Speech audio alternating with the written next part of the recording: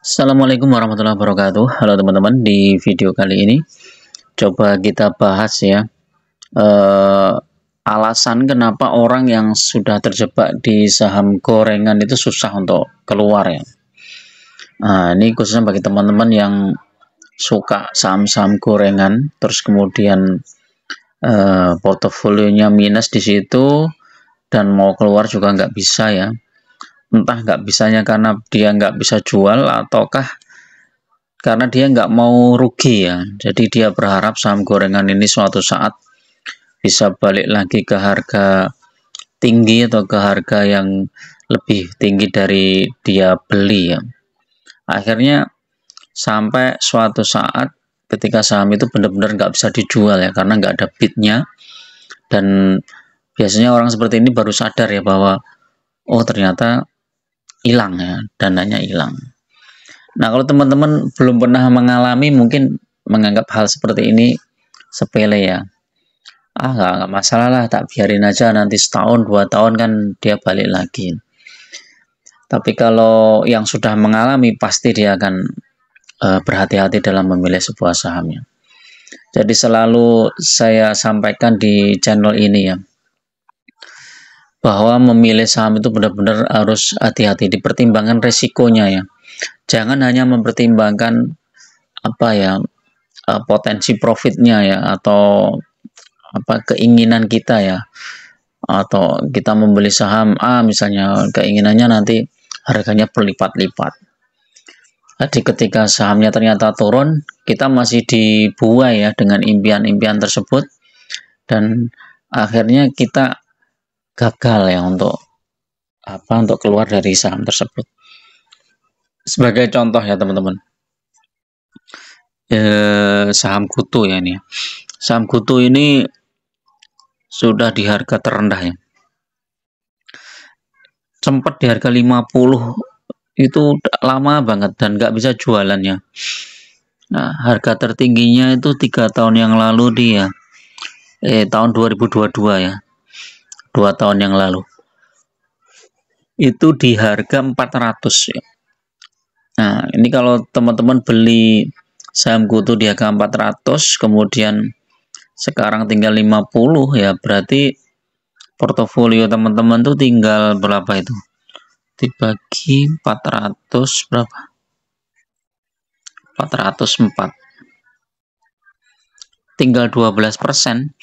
Jadi kalau teman-teman punya 100 juta ya tinggal 12 juta. Nah, seperti ini akhirnya kita jadi dibuai. Wah, ini pasti nanti akan naik ya. Balik lagi lah ke 400 atau balik lagi ke lebih tinggi dari 400 ke 1000 dan lain-lain. Akhirnya kita gagal ya untuk untuk keluar dari jebakan saham gorengan. Ini masih mending ya kalau ini masih ada transaksinya. Hari ini ada transaksi, kalau mau jual di Rp50 masih bisa, Rp51 masih bisa. Kalau beberapa waktu yang lalu ini nggak ada teman-teman, bidnya di sini tuh nggak ada, jadi kita nggak bisa jualan. Kalau mau jualan itu harus antri di over sini, dan itu pun antrinya jutaan lot. Dan saya udah pernah cerita ya, saya tuh dulu sempat terjebak di saham Bumi ini ya, dulu dari harga 8.000 kalau nggak salah ya, 8.000, kemudian kejebak di harga sampai kalau nggak salah 200-an lah. Itu setiap hari mau jualan tuh nggak bisa teman-teman, mau jualan nggak bisa, karena kalau mau jual tuh harus antri berapa juta lot, dan itu nggak mungkin lah transaksinya sehari sampai berapa juta lot, 1 juta lot itu nggak mungkin, jadi nggak akan terjual. Besoknya antri lagi nggak akan terjual, antri lagi nggak akan terjual ya. Akhirnya kita menunggu aja lah, pasrah menunggu keajaiban. Dengan portofolio hilang hampir 90% ya, tinggal 10% ya, hampir sama dengan ini ya, Kutu tadi. Jadi kalau teman-teman nih lihat coba Sima ini sudah disuspend nih. Saya dulu punya ini di sini, dan nggak bisa jualan juga. Apalagi ya truk. Nah, ini juga dulu ada ini sahamnya, ini truk. Ini dulu sempat juga nih ini saya rugi banyak nih di sini teman-teman.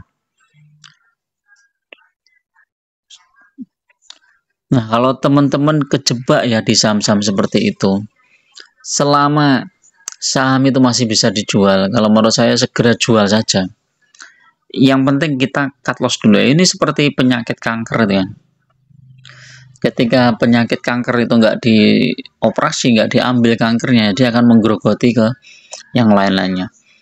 Ya, akhirnya kita jadi pusing melihat portofolio minus terus. Misalnya udah minus 90% ya.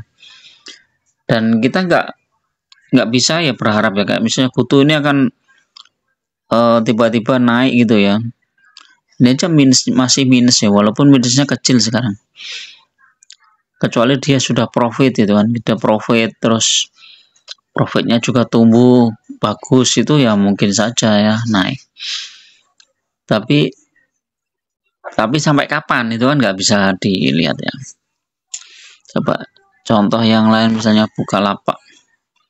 Bukalapak ini udah turun berapa ini? Ini tinggal 10% juga ini. Saham-saham yang seperti ini itu harus teman-teman sangat-sangat berhati-hati ya teman-teman. Saham-saham yang kecil ya, jangan hanya mengharapkan multi bagger, tetapi kenyataannya malah teman-teman terjebak di situ dan harga sahamnya rontok terus ya. Nah, ini seperti Wika ini kan sekarang sedang positif ya, tapi kita lihat coba 3 tahun yang lalu. Nah, 500 dulu 565 ya, sekarang tinggal 200 ya, masih separuh. PR-nya masih minus, Wika ini masih minus. Dan ini ya sangat mengkhawatirkan kalau saya. Kalau teman-teman kejebak ke Wika dan sekarang posisinya sudah bisa jual, kalau saya tak jual dulu ini. Mending pegang saham perbankan atau saham-saham batu bara yang dividennya besar, hidup tenang ya. Tinggal kalau misalnya teman-teman rugi 100 juta ya cari dana ya yang bisa untuk mengcover itu ya. Jadi kalau misalnya masuk ke saham-saham yang gorengan itu 100 juta, kemudian rugi tinggal 12 juta, 13 juta ya, teman-teman nyari dana lagi biar investasi tapi di saham yang fundamentalnya bagus ya, minimal ya 100 juta itu, sehingga ketika nanti cuan 20% udah cuannya udah 20 juta, itu lebih cepat tercapai. Paling enggak 3 tahun, 4 tahun sudah balik, itu kerugiannya itu sudah balik. Dibandingkan teman-teman nunggu saham yang belum tentu balik ya, kayak Kutu ini kapan baliknya ya, kita nggak tahu ya.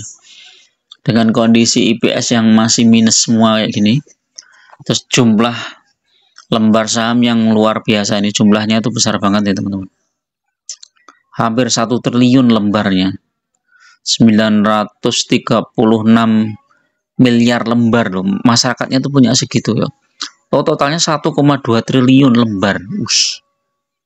Besar banget nih. Kalau dia mau IPS 1 aja, 1 rupiah aja, dia harus untung 1,2 triliun. Ya kan, ini sekarang posisinya masih minus. Bisa nggak dia untung 1 triliun? Ya, itu yang jadi pertanyaan ya. Jadi lebih teman-teman fokus saja di saham yang ini ya, saham-saham yang fundamentalnya bagus dan apa ya, syukur-syukur bagi dividen ya. Kalau sudah kejebak seperti itu ya udah cut loss saja, mumpung bisa